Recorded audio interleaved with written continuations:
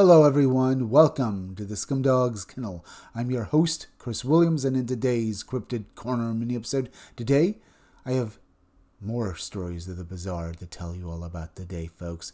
In this story, we have this pale crawler humanoid encounter, and we have this encounter with the black-eyed kids. Let's get into the first account. Giant chalk white humanoid encounter at a Central Florida rest area the night I walked toward it. Let's read about what this experiencer saw and experienced for himself, folks. In the spring of 2007, while traveling south along the east coast of Central Florida, I stopped with my then-boyfriend at a remote highway rest area in the middle of the night. What I saw there was not a shadow, suggestion, or confusion. It was a fully illuminated, towering chalk-white being in a black hooded robe, and the strangest part was not the terror that came later, but the wave of compassion I felt first. Let's read the witness report. It was the spring of 2007, and my then-boyfriend and I were driving from New York to Miami for a music festival. We were heading south along the east coast of Central Florida when he pulled into our rest area because he was exhausted and needed to sleep before getting back on the highway. We had only recently bought the van, and he insisted on doing all the driving because he did not think I could handle it. He parked, climbed into the back, stretched out on the futon mattress we had set up there, and passed out almost immediately. I stayed in the front, wide awake and uneasy. The building at the rest area was dark, locked, and apparently unmanned. The restrooms were closed. The whole place was bordered by woods, and although a few other vehicles were parked there, I saw no one else. Everything about it felt wrong. Normally, I would never have stepped outside alone in a place like that, especially at night. My instincts were telling me not to get out. But I had taken Midol for cramps, and it made me nauseated. I needed something salty, something simple, and I knew there was a vending machine by the building, so I opened the passenger door, squeezed through the narrow space between our van and the vehicle parked beside us, and stepped out. The moment I had a clear view of the front of the rest area, I saw it. The building itself was brightly lit. To the right of the front doors was the vending machine. To the left of the doors was this being. As soon as I saw it, I was hit with what I felt like a telepathic message. It was immediate and overwhelming. I cannot be seen. I cannot be seen. I must travel by night and exist in darkness. I cannot be seen. What shocked me most was my reaction. I did not feel fear. First, I felt compassion. I felt sorry for it. That sounds absurd now, but in that instant, I experienced it as some kind of outsider, something aware of its own appearance and the effect it would have on others. It seems to me that this is less a telepathic message, but a command, basically telling everyone to ignore this being, folks. Or like basically from Hitchhiker's The Guide, of the Galaxy. At least in one of the books, they mentioned this, not my problem field. And this entity was trying to basically project a field where people would ignore it. That's the feeling I get here, folks. But apparently our experiencer here, she felt that there was more to it, that this being was clearly afraid of everyone around it because it knew that people would react very badly to this entity, this tall gray being, or pale crawler, folks. They would react to it with a fear, especially with how terrifying from the sound of, its description. But, we'll talk more about this later. Let's get back to the experiencer's story. Its skin was pure chalk white, not Caucasian, not pale, but white like bone, dust, or plaster. Its eyes were huge, much larger than human eyes, dark and almond-shaped, with no visible whites. It had only 2 small air holes for a nose and a very thin mouth. Its body was concealed beneath a long black hooded robe, though it seemed frail and gaunt underneath. It was seated on the concrete, with its back against the brick wall to the left of the doors. Its knees were bent, its posture straight and erect. Even sitting there, it seemed unnaturally tall. It looked vaguely humanoid, but only vaguely. Its face struck me as snake-like. Its eyes were fixed on me from the beginning. And then I did something I still struggle to explain. I smiled at it and kept walking toward it. I moved from the van toward the stairs, climbed them, and went to the vending machine, which placed me even closer to the being. I did this because I did not want it to feel judged. I know how irrational that sounds, but after what I sensed from it, I did not want to run and make it feel like some rejected monstrosity. I wanted, in some strange reflex, to show it ordinary human decency. I brought pretzels with my back turned to it. Then I turned around. That was when the terror hit.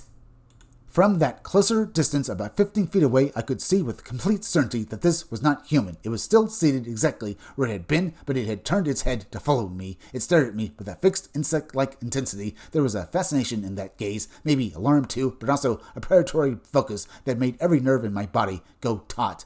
What I had not fully grasped at first was its size. I had assumed it was sitting on something. That was the only way I could make sense of how high its head seemed. But now I could see that it was sitting on the concrete itself. I am 5'4", and although I was standing, its head was still higher than mine. Once I had later tried to work out the proportions, I realized this being may have been far taller than I first thought, perhaps in the range of 14 feet if fully upright. But even after that realization, I still managed to smile at it again. A thin, automatic smile, the kind you give a stranger when you accidentally make eye contact in public. I don't know how I stayed composed in that moment. I have never acted so calmly in the face of something so wrong. Now, here's a picture that was included with this article, folks. It gives you an idea of what this woman saw. You can see that it looks both lizard-like and pretty much like a pale crawler or like a tall gray alien. Now, from the description in the article, the eyes were more almond-shaped, like typical gray alien accounts, but here you can see basically it has an almost lizard-like feel to it. So, could this entity have been maybe, well, a reptilian? It's certainly from the sound of how big it was, folks, that the witness estimated to be around 14 feet tall, because I have heard of other stories of reptilians basically being around that tall, but not as gaunt as this one, folks. But then again, the witness also said that there was a insect-like, well, feeling about this being, folks. So maybe this being was and is more related to insectoid aliens rather than reptilians or gray aliens. But then again, we don't know the real nature of it. The fact that this entity is almost a, well, patchwork of alien beings is something to take away from. But let's continue with this article. We'll once again talk about this a little later, okay, folks? If I had to guess, I would say it looked as though it was resting or waiting or displaced somehow, but that is only an impression. It could have been doing something far darker. What I do not know is that it did not look like a mutant, an injured person, or anything remotely ordinary. It looked ancient, placeless, and fully present in this reality. This was not a dim glimpse of, or a hazy apparition. The bright lights over the building showed it clearly. Every contour of its face and hood was visible. It was there, solid and undeniable. As I walked back to the van, I made a deliberate choice not to look around or behind me. I knew that if I, well, saw it move or come toward me, panic would take over and I might not be able to get the key in the door. I got inside, locked the door, and shouted that we had to leave immediately. We pulled away. About a minute and a half after I had last seen it, I looked back out the window. The Bing was gone. There was nothing there, just the brick wall and the concrete where it had been sitting. I tried to tell my boyfriend what had happened, but he dismissed it, so I kept the rest to myself. Over the next several months, I intermittently experienced two lingering phenomena that deeply unsettled me. At times, I heard what sounded like barking, but not like any dog I'd ever heard. It sounded more like a language. At other times, I heard my name being called softly, sweetly, from a great distance, as if something were trying to reach me from far away or from somewhere just outside ordinary reality. I cannot prove those experiences were connected, but I have never been able to shake that possibility. To this day, I remain certain of what I saw. It was real, physical, and impossible to reconcile with anything I know. G. Now, G just said something very interesting, folks. She says that the lingering phenomena, this barking, sounded like a language. Some people have basically heard reptilians or other alien beings talk, and it sounds like barking as well. So maybe indeed this being was trying to communicate with her, and from the descriptions, maybe it was possible that it's friendly. Maybe. But then again, maybe it was trying to lead her away, but I can hope it was friendly. But from the sounds of what this being actually is, folks, it sounds like it was truly big. I can only hope it was friendly, folks. Either way, let's move on to the next weird story, folks. Black-eyed kids, downtown Dallas, high-rise, and read about these people who experienced it, or I guess maybe the witness. A YouTube member recently shared a chilling account centered on a night security guard working a downtown Dallas, Texas high-rise during the 6 p.m. to 6 a.m. shift. According to the report, what began as an odd encounter with two children outside the locked front entrance escalated into something deeply unnerving involving apparent physical strength, facial distortion, a strange phone call, and a demand to see a specific tenant. Ooh, let's read on about all of this, folks, because this is truly, fascinating. A security guard assigned to the overnight shift at a downtown Dallas high-rise said that the incident began at approximately 10 p.m. while he was seated at the front lobby desk. He noticed two children, a boy and a girl, who both appeared to be around 10 years old, standing outside the locked glass entrance doors. The responding officers reviewed the lobby security footage with the guard. According to the account, the cameras clearly showed the two children standing outside the building. More troubling, the footage allegedly showed their features changing. Their eyes appeared to enlarge and then contract. Their jaws seemed to contort, and their mouths appeared unnaturally extended, almost stretching back toward the ears. The officers reportedly found the footage disturbing and continued searching the area. After the officers left, the guard returned to his desk. Not long afterward, the phone rang. When he answered, he heard a little girl's voice over the line asking, "Why did you tell on us?" He hung up immediately. Soon after, he heard a screeching noise outside the building. When he went to the entrance to see what had caused it, the sound stopped. Okay, folks, this sounds like it could basically be both an encounter with the black-eyed kids, but also, other extraterrestrial entities, perhaps maybe as we read earlier, the reptilians or insectoids. Certainly, these figures have an air of the great aliens about them as well, especially with their size. But maybe they're something new, folks, something we haven't seen before, especially with the shape-shifting clearly in front of this man here, folks, this security guard. But let's read on and discuss this point a little later.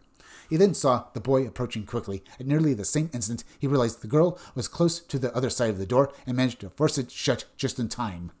The girl reacted angrily and began tugging at the door again. The guard said that as she backed away, her eyes grew larger and her face appeared to distort. She then screamed, but he insisted the sound did not seem to come from a child at all. Instead, it sounded older, wrong, and inhuman. He described the effect of the scream as physically painful, saying it felt as if his internal organs were burning from the inside. The guard called emergency services again and then approached the children through the glass, asking what they wanted. The girl replied that they wanted to speak to a specific tenant identified in the report under a pseudonym as John Smith. The guard knew the man and described him as untrustworthy, though not someone known to police. He also knew that the tenant was out of town for several weeks. When the guard told the children that the man was away, they reportedly said they would return, then left the area. A second police response followed, and another officer reviewed the footage. This officer allegedly observed the guard struggling to keep the door shut while the children pulled against it with surprising force. At the end of the shift, the guard left a message for management indicating that visitors had come asking for the tenant. The experience did not end there. After going home the next morning, the guard reportedly dreamed that one of the children warned him not to speak to the tenant about their visit. In the same dream, he was chased around the building by two large black spiders. That, if anything, is a threat right there, that they will basically kill him if he dares tell this reporter, folks. Now, this is all very strange. And like the last report with that girl who basically saw this tall, gray, pale crawler in a robe, folks, it's almost too insane to believe. Now, in this case, though, we have a reporter. I would love to know the name of this man, folks, and know what his relationship is with these entities. If maybe he had some footage or was working on a story dealing with maybe the black-eyed kids or even alien phenomena, folks. The fact that these entities sound very alien and maybe might be disguised gray aliens, folks, or maybe reptilians from the sounds of their shape-shifting, because we've read other reports of people witnessing shape-shifting reptilians before, folks. So maybe these, entities were actual aliens there on some sort of mission. But what about the first report with this tall, pale crawler, folks? What was it doing there? Was it for some nefarious purpose, or was it more innocent? We don't know. But now we're at the end, so please go subscribe to my YouTube channel, Read Comics, They're Bad For You. You can use the YouTube link down below in the descriptions or the chat to go subscribe to me. Hit that like button for me. Make sure you're still subscribed. Leave some comments down below. Hit that bell for notifications. Make sure to hit the part of the bell that'll give you all future notifications, and please share this video out. I'm Chris Williams from the Scumdogs Kennel. Thank you all for joining me. I'll be back again tomorrow with another great video, so be sure to come back again then. Until next time, folks, I'll see you all again soon.